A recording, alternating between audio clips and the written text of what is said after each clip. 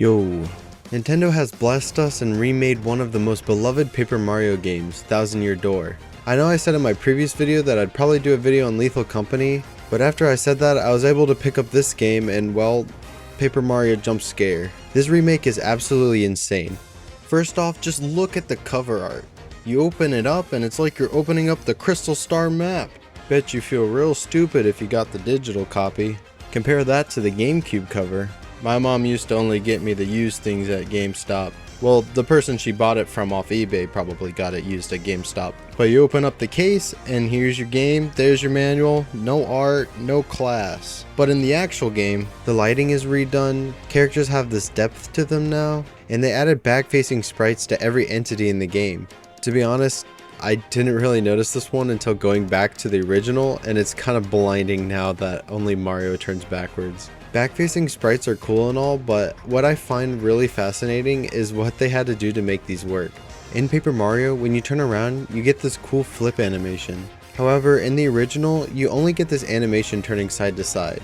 When you go to face backwards, you just switch instantly. But in the remake, they added the flip animation to face backwards too.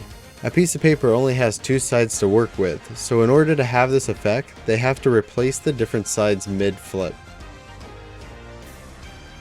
Pretty cool, huh? However, the best part by far about this remake is the music. This game's OST went from a pretty good OST to me to one of my favorites. They have added brand new themes for characters, boss fights, and different adaptations to existing music to layer on. If you never played this game, I can't recommend it enough. This game is a really unique take on the turn-based combat system. Every fight has crowd mechanics. As you progress through the game, you'll get different partners with unique abilities, and this game loves to set up rules just to throw them out. And this game is pretty funny. Not like Portal 2 funny or anything. But my favorite part is the story. It starts off pretty basic, but then gets more complex and interesting as you go on. Or, well, it used to be my favorite part, until they went crazy on the OST. But in this video, I'll be building all of Rogueport, so without a further delay, let's get into it.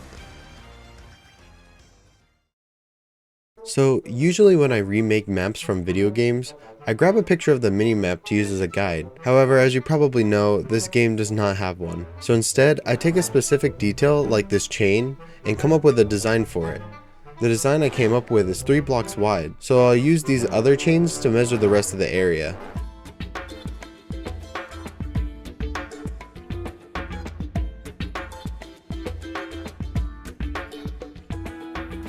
For some reason, I was having a little trouble with these back 2 walls. I could have sworn that this wall was at a wider angle than this wall. It sure would be nice if I had some sort of free cam. Hold on. No way. This website's awesome. Even with free cam, I still thought that the wall on the left was wider. But then I found out that almost every single above ground area, with a few exceptions, is a perfect octagon. And yes, I checked. So the new strategy is to make an octagon and line things up with the corners. And to be honest, this is a lot more consistent. When making this wireframe, I used red bull to symbolize any walkable area, green being any walls, yellow being any point of interest, like this being the, can I even say what this is on YouTube? They were really faithful to the original. And I used dark blue for the border walls.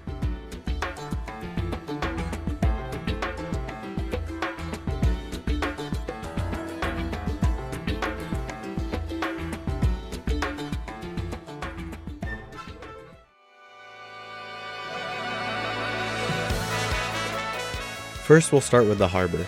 The harbor consists of some boxes, barrels, these chain railings that keep you from falling into the ocean, and this staircase up to the main plaza. The floor is littered with spilled water, paint, I think, and cut up paper on the floor. There's also a hidden hangout area past this wall.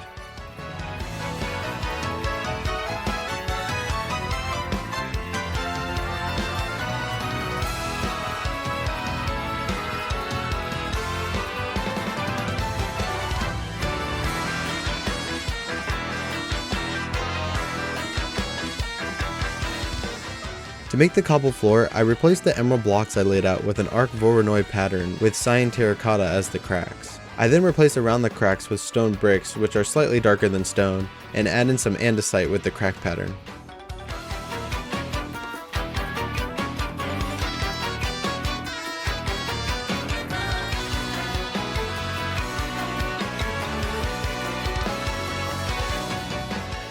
I then decided to highlight this seafoam detail with snow blocks and smooth quartz slabs under the water.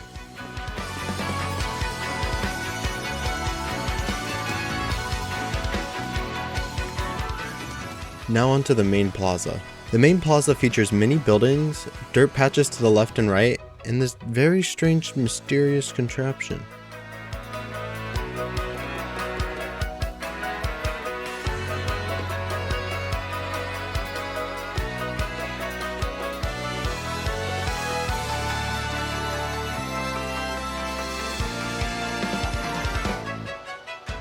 Now, I don't usually do interiors for buildings. This is because lots of Nintendo games have you enter a cutscene when going into a house. They do this so they can teleport you to a whole new dimension, and that comes with complete freedom with size of your interior, so you don't have to completely abide by your exterior. But I do. However, this game has these amazing animations for entering every building, forcing the devs to scale everything correctly. Well, almost. So for their efforts, I'll put in mine. This house belongs to a toad chef named Zess. She holds a grudge against you for crushing her contact lens at the beginning of the game. The front and back of the house doesn't have much going on besides a window and some clutter, and the interior has a very decorated kitchen.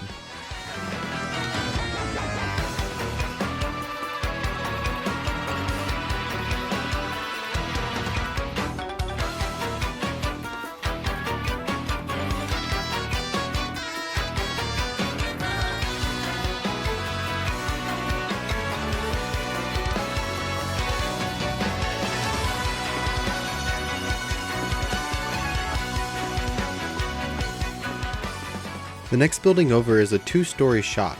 The first floor sells items, while the top floor sells badges.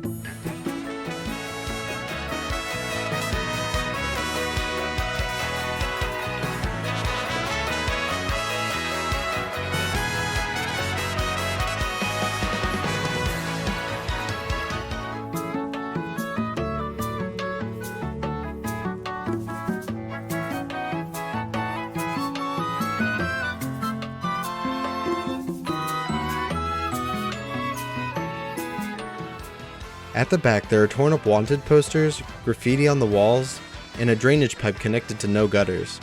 Also, another thing that I noticed, it looks like they extended this top room a bit in the remake.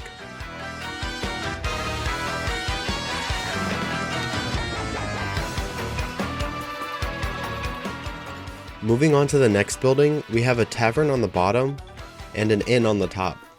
The outside has 4 windows on the top, you can see them for a split second here, and 2 on the bottom, with my favorite graffiti ever, a spray can spraying a wall. And on the back we have more graffiti and a bunch of ripped up wanted posters.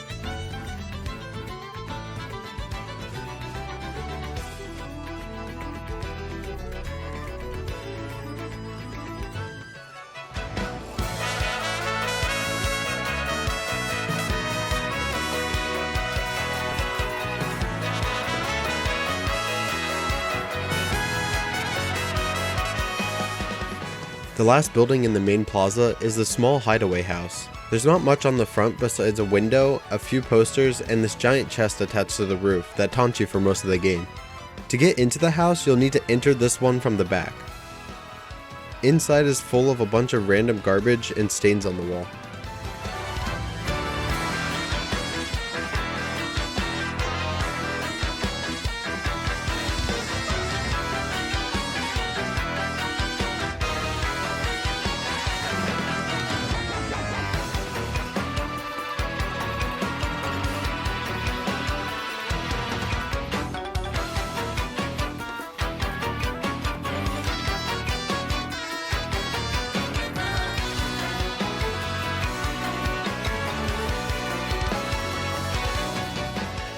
Then to finish up the area, I add in the bordering walls and some details I left out.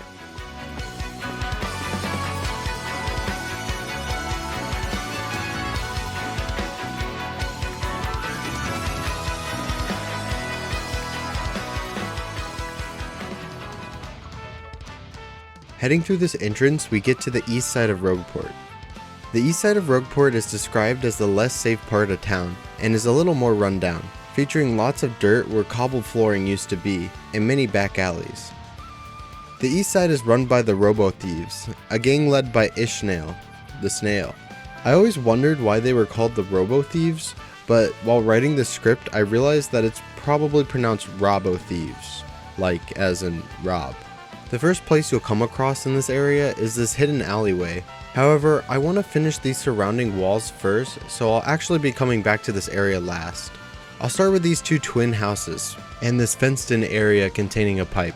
The first house belongs to a rather mystic character named Merlon, who upgrades your partners in exchange for sprites. And the second house is inhabited by Professor Frankly, a previous professor of your first partner Goombella. He is often helping you traverse the world by interpreting your map.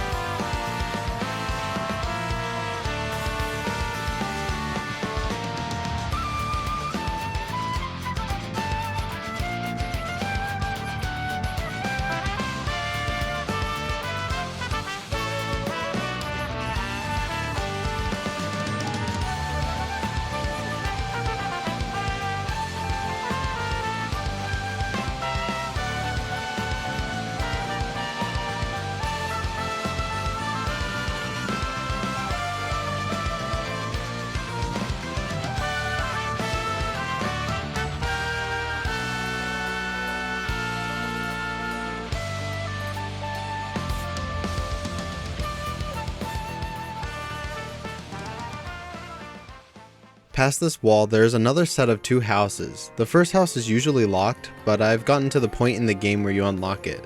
So, very minor spoilers ahead. This house has a fireplace and some tools hanging above a door, and behind that door is a smaller back room decorated with a bunch of sailor-themed items. The second house is the Trouble Center. This is where you can accept fun little side quests from characters you meet throughout the game. They span from just finding a guy something to eat to helping a guy spy on his business competitors. Also outside, there's a little platform with a chest by the water.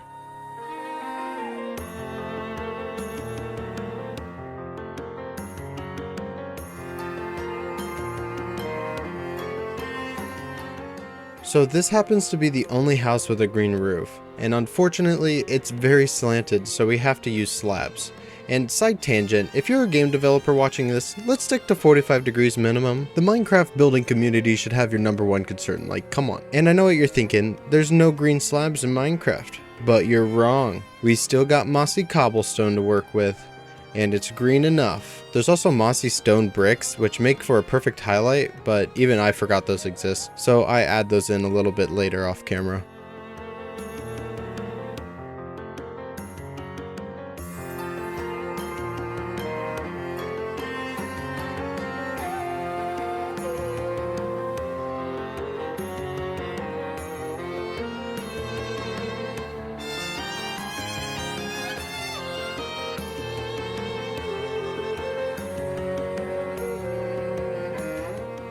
The building all the way to the end is another locked house that I now have unlocked, so very minor spoilers on this one. Inside is a table and a bunk bed in the back. You're also able to get on the top of this building with the boxes to the right.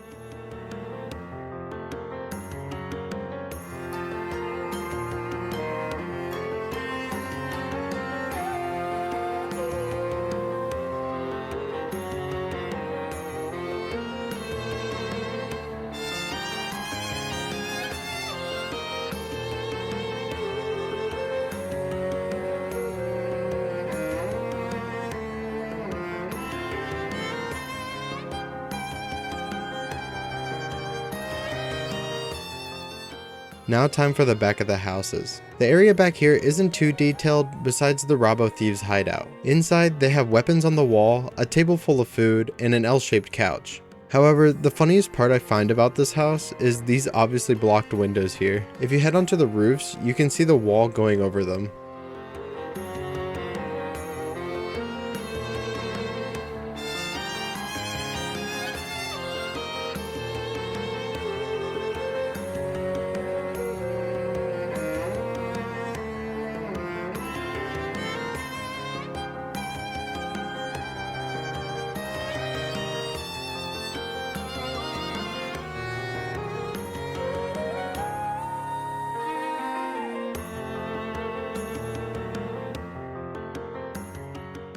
Now I can finally go back to the hidden alleyway. I always thought this was a cool effect, but I never took the time to figure out how it worked. It works by emulating the ground on these two outer walls, while the middle wall is slightly shorter.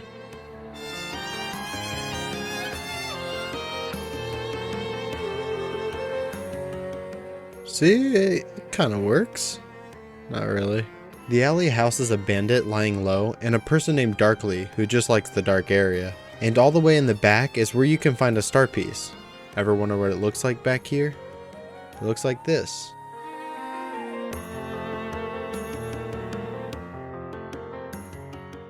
The last thing I need to do for this area is add in the outer walls and the flowing water from this hole.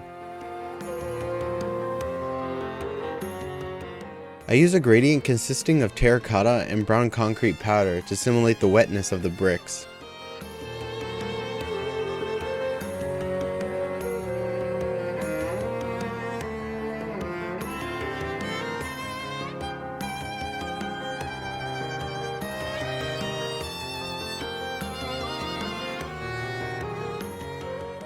Yeah, you know, it's kind of a miracle that this didn't happen sooner. I then removed the mistake I just made and proceed to repeat history, but like 5% more careful. In the game, the water just kind of cuts off here, but I thought it would be cool to let it flow all the way into the ocean.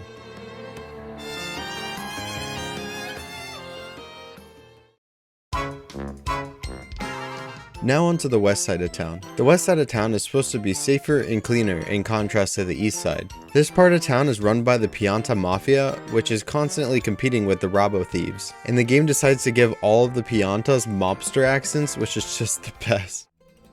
The boss told me to look after this place. You do anything funny? I'll toss you like that. I'll start off by making the ground and these lampposts. The path through the town is a little bit lower than the rest of the ground, so I lower it by a slab. Technically the rest of the ground should be raised up because the pathway is the same height as the rest of the town, but that would make my life 10 times more difficult. I then move on to this pretty flower bed area. It has a fountain and a long pipe up from the underground. Fun fact, this area originally had yellow flowers, but they changed it to this white and pink pattern after this Goomba apparently eats them. I was just hanging out, and before I knew it, they were in my mouth.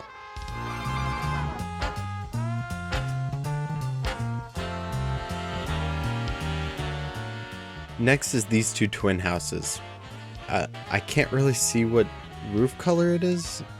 Maybe from inside? No. Oh, I know. Blue and pink. The first house has a tree next to it behind a wall.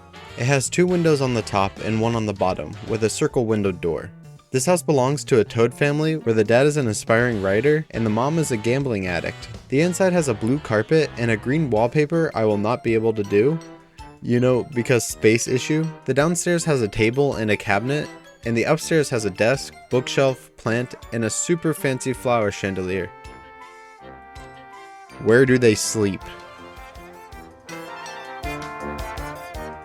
I also just decided to do the exterior of the other house while I'm at it because it's just the same thing but with these flowers hanging from the windows. I also decided to exaggerate the tree a bit too because I was building a lot of structures and was itching to build something natural.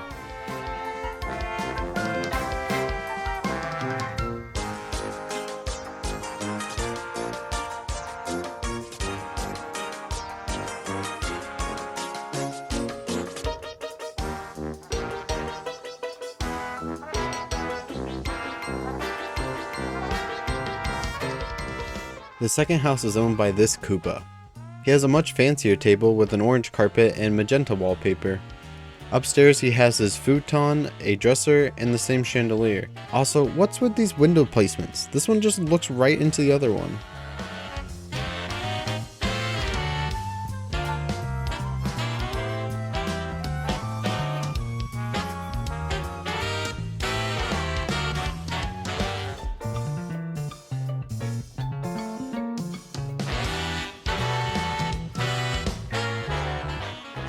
Heading over to the far side of the area, we have the west side shop. It has a gated window at the top and a big window on the bottom. Inside we have a brick flooring with the same flowers from the blue house in the windows. Heading out the back, this top window decides it just doesn't want to exist anymore, and we have the staircase up to the second floor of the casino.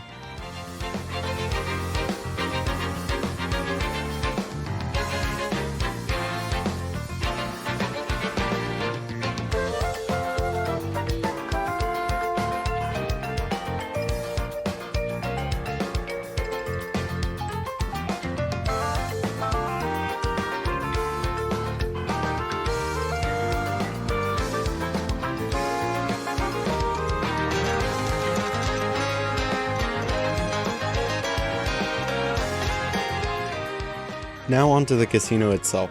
The casino's entrance juts out a bit with a very detailed sign that will be really hard to replicate.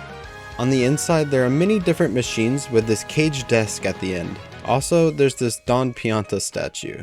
That is going to be really hard. This place has a lot of detailed stuff, so can we all agree to just lower our expectations for this one building? Alright, are they lowered? Alright, cool, let's build it.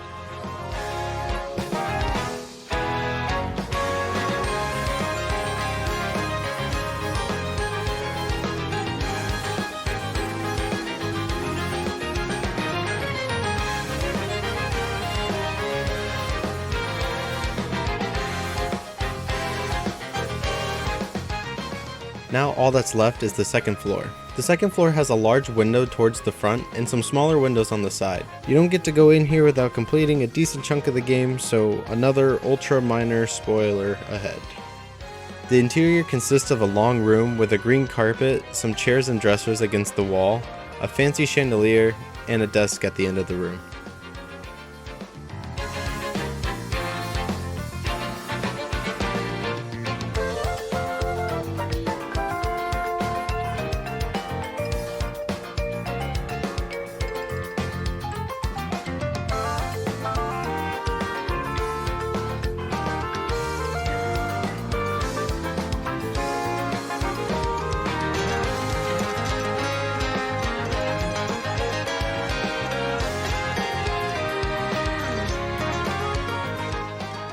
Then, like every area so far, I finish up by adding in the outer walls and any details that I missed.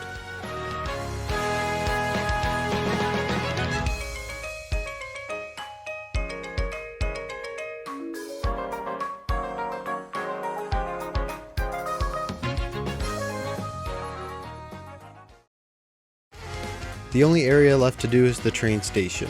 Heading to the right, you have a gated area with a pipe. This is where you go to ride the blimp in the background once you obtain a ticket. To the left is some stairs up to a higher platform to board the train.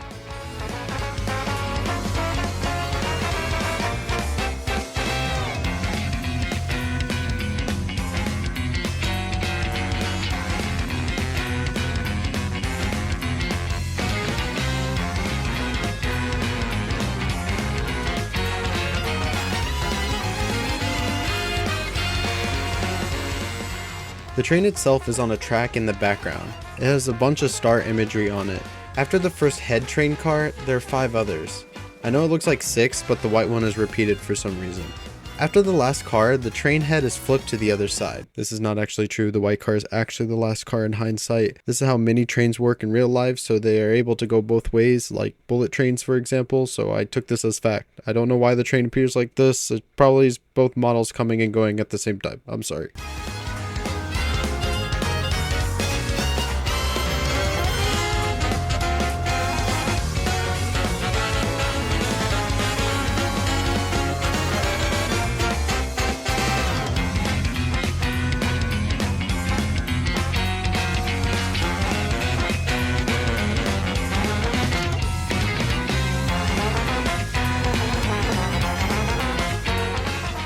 Lucky for me, all the train cars are the same, only with different colors and increasing star numbers. Well, all but this one, only because this one has a door instead of a window. So I build it with only windows first, make a copy, then add in the door.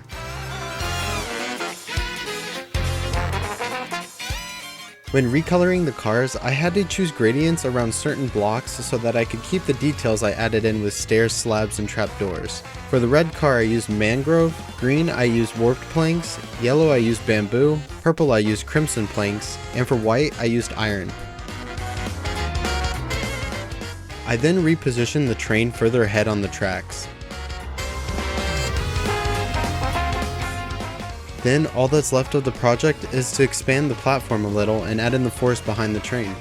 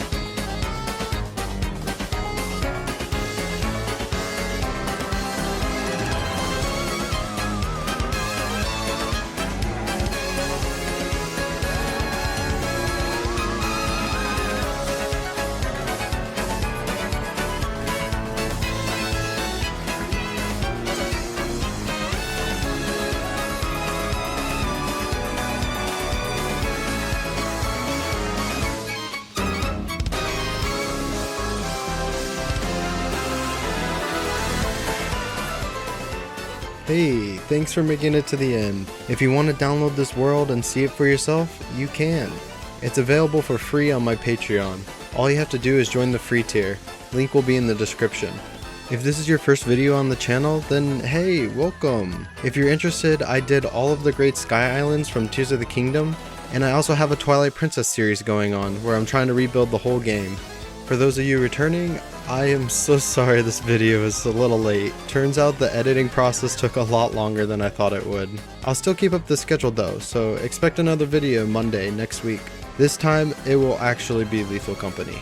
Probably. Zeekerss just announced that he's adding some kind of vehicle to the game, and that looks so sick. So yeah, I hope you enjoyed, and hopefully I see you next week. See ya.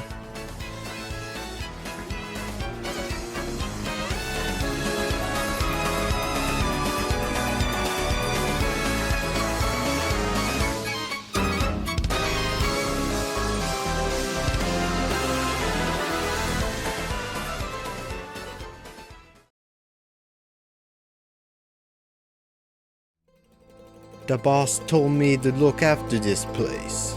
Oh my god. The boss told me to look after this This is so hard. The boss told me to look after this place. You do anything funny? You do anything funny? I'll toss you like that. Oh my god. Tony. Hey Tony. The boss told me to look after this place. You do anything funny? I'll toss you like that.